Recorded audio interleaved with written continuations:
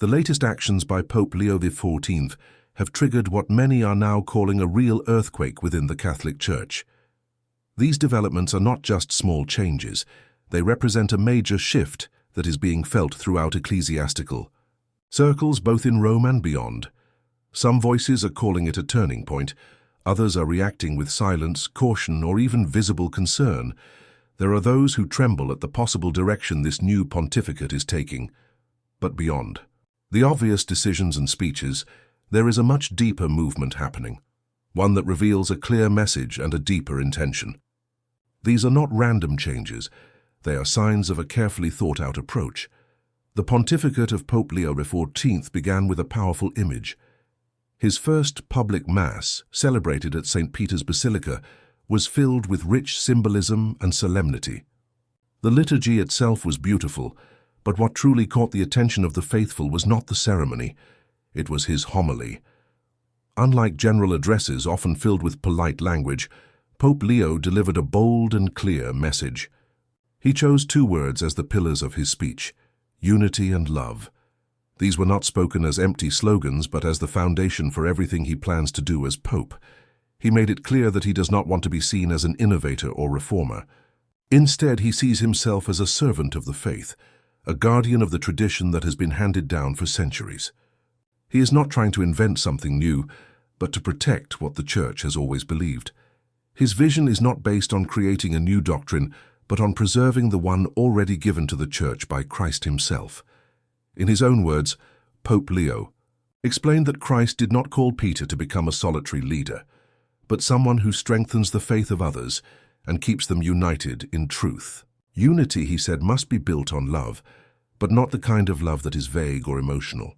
It must be a love grounded in truth, faithful to Scripture and to tradition. As St. Paul wrote, love is the bond that holds everything together. It is not sentimental, it is stable and firm. Shortly after the Mass, Pope Leo made his first major decision. It was the removal of Archbishop Vincenzo Paglia from his position as Grand Chancellor of the John Paul II Institute. This move sent immediate ripples through the Church.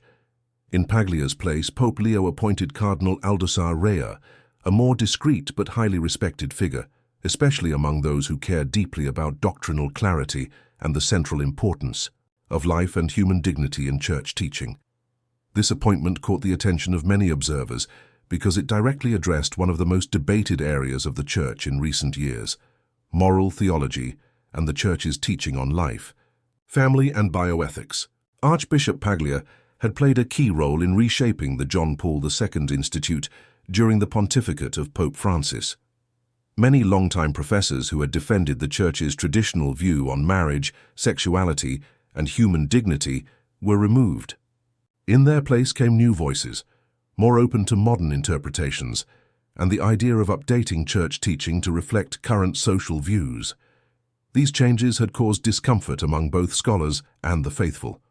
There was a growing sense that the Church was drifting from its roots, especially in the way it addressed topics like family, sexuality, and human life. Discussions began to include ideas about alternative forms of relationships, rethinking the meaning of family, and revisiting teachings that had always been seen as non-negotiable. Paglia himself became a controversial figure. His public statements about sensitive topics, such as end-of-life issues, medical treatments, and bioethics, often led to confusion rather than clarity. Some of his choices in public appearances, including a particular artistic commission in his diocese, even caused international outcry due to images seen as inappropriate for a church leader. On top of that, there were rumors, never fully explained, about how some charitable funds were used under his leadership. While he remains head of the Pontifical Academy for Life, his removal from the John Paul II Institute sends a strong message. It suggests Pope Leo is serious about bringing back doctrinal coherence, especially on matters that affect how the Church understands the human person, family, and moral truth. But this was only the beginning. In his first official meeting with the diplomatic corps, those representing different nations to the Holy See, Pope Leo once again showed that he was not afraid to speak clearly. He talked about peace as something that must come from justice, not just empty words. And then, in what would become one of the most talked-about parts of his speech, he moved to a second major theme, the defense of the family. Here, too, he was not vague. He did not use soft or diplomatic language. Instead, he clearly defined what the Church means by family: a stable and lasting communion between a man and a woman, open to life and built on mutual self-giving. For some, this definition was expected and even welcome. But for others, especially those who have supported a more modern interpretation of family life, these words were seen as a challenge or even a threat. Within the Church, some who have pushed for a pastoral updating remained silent. Others reacted strongly, calling Pope Leo's words a step backward. Online platforms and media channels with progressive leanings criticized the speech. Outside the Vatican, the backlash was even more intense. Activists and public commentators accused the Pope of ignoring modern realities and returning to a vision of family life that, in their view, no longer fits with today's world. But Pope Leo was not shaken. He made it clear that this is not a fight about politics or ideology. It is not a cultural war. Instead, it is a return to the truth of the human person, created by God. He explained that truth does not discriminate, but leads. It does not force anyone, but it speaks with clarity. And above all, it does not change depending on what is popular at any given moment. He said, "The truth is a person, Christ." These words echo deeply with Catholics who have felt ignored or pushed aside in recent years for simply repeating what the Church has always taught. Still, not everyone sees Pope Leo's words and actions as the beginning of a new path. Among the critics is Dio Rafael Morera, a traditionalist commentator who has a large following.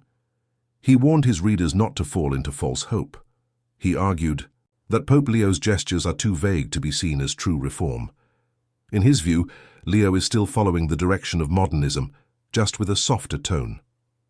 Morera pointed to the canonization of Isaac of Nineveh as evidence. Isaac was a monk from the Church of the East, which was separated from Rome and rejected the Council of Ephesus. Some of Isaac's writings on universal salvation and hell have long been questioned. Yet in 2024, Pope Francis approved Isaac's liturgical memory, and Pope Leo confirmed it without hesitation. For Morera, this showed that Leo is continuing a program that replaces clear dogma with mystical ideas that, in his opinion, risk watering down the faith.